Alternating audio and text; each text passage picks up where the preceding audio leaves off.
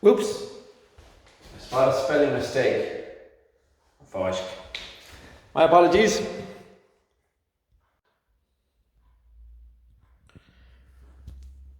Okay, so folks, it's New Year's Day and I'm super bored, and I've been around at work trying to do a ton of things, and I ended up instead kind of starting to waste my time watching random stuff on YouTube. But some of the good stuff I did see was bits and pieces of some videos on Gaelic pronunciation, mostly by the guy he's a Kerry man, I don't know, I guess he's maybe working or studying in London or Dublin or somewhere.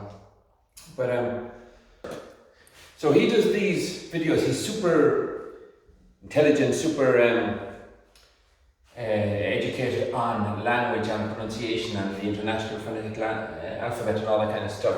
Way more than I am, although I am a kind of a fan of that kind of stuff, and I'm a fan of his. Now, I see that he gets away with doing super random videos, mostly discussing Gaelic pronunciation, and there seems to be an interest in it because people are going on and saying, "Oh, I'm glad you explained this to me." So I'm going to see if I can do a poor man's version of it, or a less clever man's version of it, for people who are studying Gaelic, because I give classes, as some of you know, online with a company called iTalki, for example, among other ones, also on Fiverr and just straight on Skype. But the thing is, he was going through some of the problems, and some of the feedback was, "Oh wow, I never knew about those differences between English phonemes and Gaelic phonemes." And I've noticed a bunch of that with my students. There are certain phonemes in Gaelic which are easy to pronounce, but because they're not spelt with the same letters as they're spelt in, for example, English, people don't seem to get it. They don't seem to be able to listen to, for example, a native speaker and imitate that sound. So I'm going to start with some of the most obvious offenders, and I think the one that stands out most, and most oftentimes when somebody is listening to a Gaelic speaker, maybe on the radio or maybe some podcast or just somebody you meet, whatever, usually within seconds you can tell if that person has, what could we call it? What do we call it? Proficient Gaelic, as in native level Gaelic. And it's very rare. And one of the main offenders is the phoneme, which in Gaelic is known as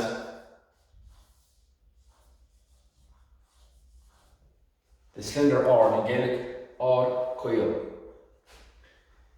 And they keep pronouncing it as, because you see there are two R's, just like there are two of practically every type of consonant in Gaelic, and there's also the R. Yeah. The broad R. The broad R is more or less the same one that exists in English and in many other languages.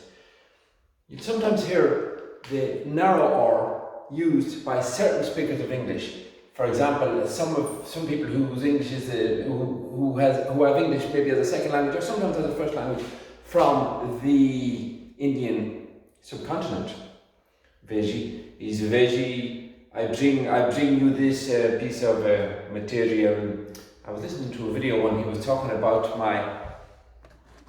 one of my favorite smartphones recently, the Galaxy S10e, which I am recording this on now. That's kind of what got me motivated to do a video as well. I've got my beautiful new mobile, which my brother Brian was kind enough to gift me for Christmas, so I'm sure to that. So yeah, getting back. For example, there are about 5 or 6, I should count them, I should sit down and count them, but off the top of my head there are 5, 6 or 7 sounds, almost always consonants, that people mistakenly pronounce in Gaelic. Which doesn't bother me if that's their own thing, but they're teaching this, then even teachers, practically everybody who's not a Gaelic speaker seems to use these sounds. A notable exception is Daz Patrick, another guy I follow. I think he's amazing. And I think his name is Darren, I think. So this guy in Kerry, he goes on YouTube by the name of Gaelic name on Wenshach.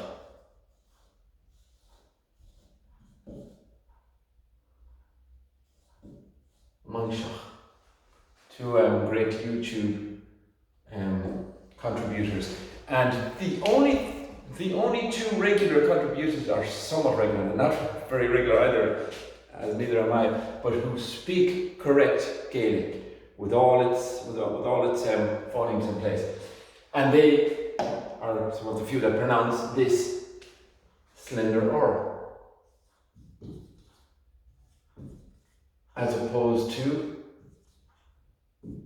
the broad R, which, as I say, exists in English, so it's easy.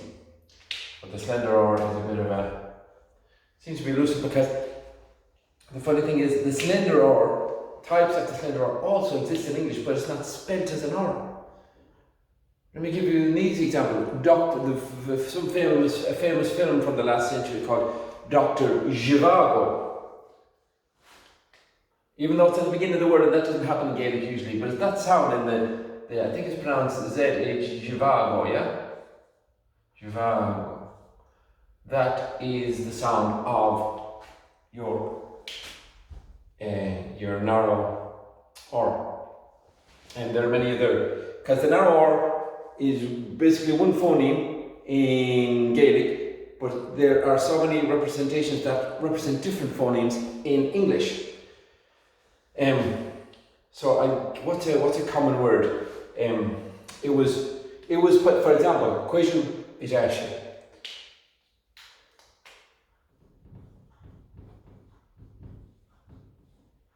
Quaishu is Ash.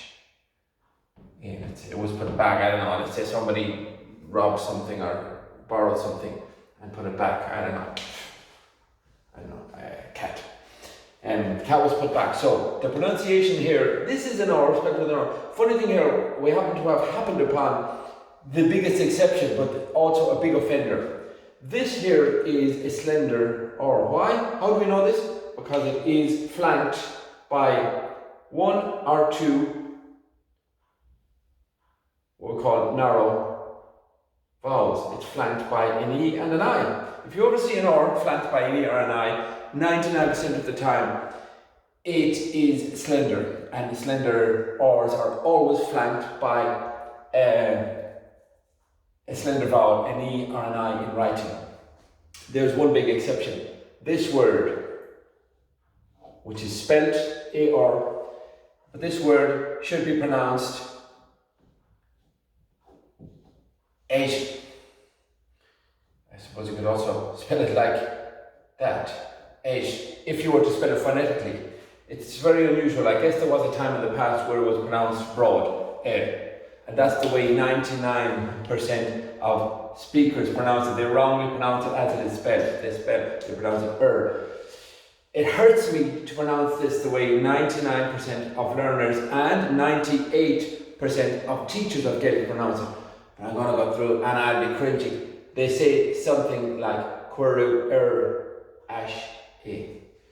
No, the pronunciation is a clear, well-written slender R, and one that is disguised as a broad R, but they're both slender. Queju is Ash E. That's the only way to pronounce it. I often start my lessons talking about this thing, a very common object in Gaelic speaking areas with many different names, but here's one name of it. You ask people to say that. Native speakers, of course, will say foisk. Funny thing, the N in the definite article is often not pronounced when it precedes a consonant. So, foisk. And it's not in pork or in park or in fark. It's a fosh. So there's the big offender of people not pronouncing their Gaelic in a convincing way. I hope you can hear that. Let me give you a few examples of how that might be pronounced in different areas of Gaelic speaking, of Gaeldom. My most normal way to say it is Coishu Ejash E. Then, for example, in the north of Mayo, there are many people who would say Coishu Ejash E. Like in Shivaba, Coishu Ejash E. People from Belmullet, which, well, no, slightly north of Belmullet, who call Belmullet what I would say Belawishid. They'd say Belawishid. It's a slight difference. And people then from further north, even in North Mayo and especially in parts of Donegal, I think around Guidor and those kind of places, would say Quayu, Ayash, I might not be pronouncing that just like we do, but their pronunciation of the slender R is very like an E, almost like an English Y. They would say Quayu. The biggest offender, apart from H, that you hear repeated over and over again of this phoneme is the word, and I can give you an example of this definite article how it's pronounced as well. Let's say the work, the job. How would you say the job? That's the job, that's the work. In Gaelic, this is spelt. The correct pronunciation for this is Amobaish. In certain regions, such as Donegal, parts of North Mayo, it would also just as correctly be pronounced Anobbai. So we can clearly hear the broad in, because Y is followed by not a consonant, it's followed by a vowel. So you do pronounce the N in this definite article. There are times you wouldn't even pronounce the vowel, but you might leave out the vowel part and you'd only pronounce the N. Whereas in this part, you'd only pronounce the N part and maybe leave out the A. So this is a fudge, and this can often be mobish. Shini mobish. That's the job. Mobish or a mobish. So it's a kind of a diverse, it's got a quite cool dynamic actually. This definite article in Gaelic, before vowels you only pronounce its consonant. Before consonants you only pronounce its vowel. Fudge, mobish, shini mobish, call mobish. Where is the job? Where is the work? But this is a big offender. Even in the online dictionary I uploaded on my cracking new mobile. What's it called again? I've got actually two of these mobiles. It's a very good dictionary it's called Tsangwon.ie, Tsangwon,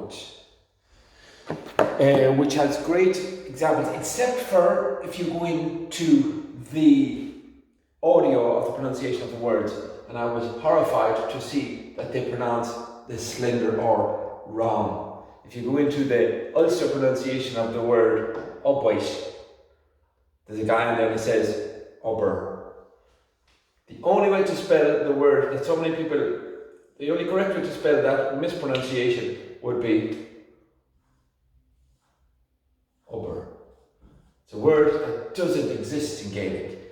People keep saying this non-word, Eg Ober. It's horrible. Which Patrick mentioned in his thing, but that's just one example of so many possible misuses of the slender R. So this is again, the pronunciation is a gobwish. Or this word is a bit like you really only pronounce before vowels. You really only pronounce the consonant of this word egg, and before consonants you really only pronounce the vowel of this word. So many would say gobish. Call to gobish, come and go to gobish, tashi gobish. Will she gobish? Name was gobish. Is a nobish. No, name was a gobish. It's a nobish in that job. I don't know if this will help to you, but if if on one shot, Kerry can be random, I'm going to have a go and see how it goes. Hoping that the audio is okay and that you can see this board. I'll bring it a bit further. But other big offenders, as well as the Slender R, which exists in English but never spelled as an R, and in very restricted situations, like in the word zhivago, or in the word, for example, it also exists in the word treasure. That sound is the same as one version of the Gaelic R. Treasure, pleasure, measure. That's just like in the centre of the word in certain dialects, but it works. If it's be it the North Mayo version, be it the South Mayo version, be it the Donegal version, be it the Kerry version, which is, as far as I can hear, the same as, for example, the Mid and South Connacht version. Go a bit. But other words that stand out is the broad, and I write them in Gaelic in Yahan. For example, there is one Gaelic poet who I am very fond of. She has some cracking poetry and she's got some cracking little articles and she interviews the most interesting people. She's really a big presence on internet and on YouTube. And her name is, I forget her name. I think it's A.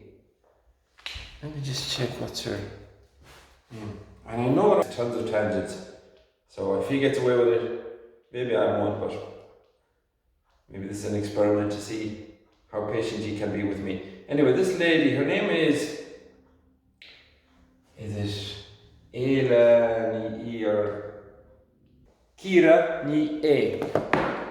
Kira ni A. Kira. Or she uses the Gaelic version of her name on her thing, on her YouTube channel. She's a cracking contributor, poet, entertainer, singer, cracking singer, with great versions, great songwriting, great poem. She's amazing. But the problem is, she kind of irritates me all the time because maybe she doesn't know any better because that's what she's been taught. She never pronounces the broad N. So some of her poetry involves her experience being a woman, being a Gaelic speaker, being all sorts of different profiles that she has or is. She often uses the word, the Gaelic word for woman, which is bhean. So with the definite article, that word transforms into, excuse the bad writing, veain. My students know that bad writing helps students to assimilate words better. So that's part of the reason I love the Gaelic script, but they're not always familiar with it. But the extra concentration, it seems, helps people learn a language if they have to struggle to make out bad handwriting. Okay, what was I doing? I'm going to rewrite this. So the Gaelic for the woman is veain. That's B with the dot on top of it to show it's been changed, it's been softened to a V sound. Veain. Problem is, Kira ni A has not yet learned how to pronounce this word, unfortunately. So she constantly, if she was saying that, what she would be saying is, she was saying veain. This, for example, might be a representation of a woman. You might see, for example, this is veain. Veain. Why? Because of the pronunciation of the final end. The only difference between those words in the pronunciation is the sound of the final N, and they're quite clearly different. Veain, veain. Veain is a sound there that doesn't really exist in English, very little. And it probably would be spelled differently if it does, veain. Let me see if that exists in English. I can't think off the top of my head of any example of it existing in English, but there probably is in some dialect somewhere. But this is veain. Shini veain. Both feminine, but the pronunciation is quite clear. Yeah, I don't know if you can hear that difference. I'll point to one and the other and pronounce the same. Veain, van, veain, van. Quite different, but unfortunately, Kieran like 99% of Gaelic contributors on YouTube is not aware of the difference, or if she's aware of it, she hasn't mastered it, but it's easy. Veain, van. Let me show you that same N, the broad N as opposed to the slender N, at the beginning of a word. This word, there's a letter for it, Gaelic, and this word is a negation. We'll just put a negation sign, and I'll spell it here. And this is. You're not pronounced the same. This in Connacht and Ulster is pronounced my. I think in Munster it's pronounced my, so there probably wouldn't be the confusion. But in the more northern and central dialects, learners pronounce them the same, and they are not the same. My, knee, my. It is not 9. Knee, my, tongue. There are not 9 of them. Ní my tongue. Or this word also means a thing. So how would you say 9 things in Gaelic? 9 things? My knee. Can you hear the difference? My knee. My knee. Easy. And the same at the end of the word. Veain, van. So they are 2 of the main offenders. I guess this video is getting long and boring for you now, so I can come back to the other offenders. That's to say, mostly the Gaelic consonant phonemes that people don't seem to be able to separate into their slender and broad forms. They seem to take only the form that exists in English. For example, the slender N exists in English, it's all over the place. And the broad R exists in English. The slender one not so much, and I think the broad N probably not at all. Something similar happens with the L. It's almost always abused, whereas people who learn and now teach Gaelic never use the broad L, even though it does exist in certain instances in English, but they're not noticing it as another great language learner and teacher. And well, someone who helps in the acquisition of language. His name is Steve Kaufman. He says the 3 main things to learn a language is exposure, to which that is spending many hours with it. I forget what the other one is, something like that. But one of the main things is to notice things. And when you're learning a new language, you should try and notice. And if you hear something that sounds a bit weird to you, it's not because you're hearing it wrong, because the person is saying it wrong. If you're listening to a native, correct, proficient speaker, it's because it's a new sound, so you should tune in there. Like I remember many years ago in North Mayo, there was a person from close to the area, but he wasn't a native speaker. And I remember him joking that the people, he says, the people from around here, when they're talking about Bella they say Bella Wishing, and they don't say Bella Wishing. And I was thinking, you've noticed it, but you somehow thought that the native speakers were wrong, and the non-native speakers who taught it to you were right, and that he seemed to think that the correct Gaelic for Belmullet was Bela. I said, that's how it should be pronounced. So he kind of started, he was one of my first kind of accidental students. I said, that's not the way to say it, they're saying it correctly. And then I think he, as far as I remember, he started pronouncing the name of the town, Bela. So he only used it in that instance. I presume he spread it to the other slender R's in his repertoire, in his Gaelic vocabulary from then on. So anyway, we've covered the slender R, quail, and the slender and the broad R, of course, which is easy for most people. And now the broad and slender N. The N is easy for native English speakers and many other languages. The N seems to cause a lot of problems, but you can hear quite well. Veain, van, my, knee. If this video works and if there's an interest in it, I'll have a bash at some of the other phonemes, which Daz Patrick and El Lunchach mentioned. Let's see if we can raise a bit of awareness of, if you're going to learn Gaelic, learn how to speak it the way it was intended, the way it naturally works, because this is a very important dynamic of the Gaelic language, as the same people mentioned, as it also is in the Slavic languages. Learners of Slavic languages seem to be aware of this and learn it, even if there are sounds that are not in their native language. God knows why it's always ignored in Gaelic. Not always. Maybe from now on we'll get it fixed. There's probably some other things I meant to say, but I forget. So anyway, depending on the feedback from this video, we will hopefully do more of this and send this message home, because learning a language is a lot of work. You gotta learn a ton of vocabulary, you gotta learn a ton of new grammar, you gotta learn a ton of stuff. But this is the easy bit. You can learn those sounds in a matter of minutes. I'm sure you can now say the word after me. My, knee, veain, van. Easy peasy.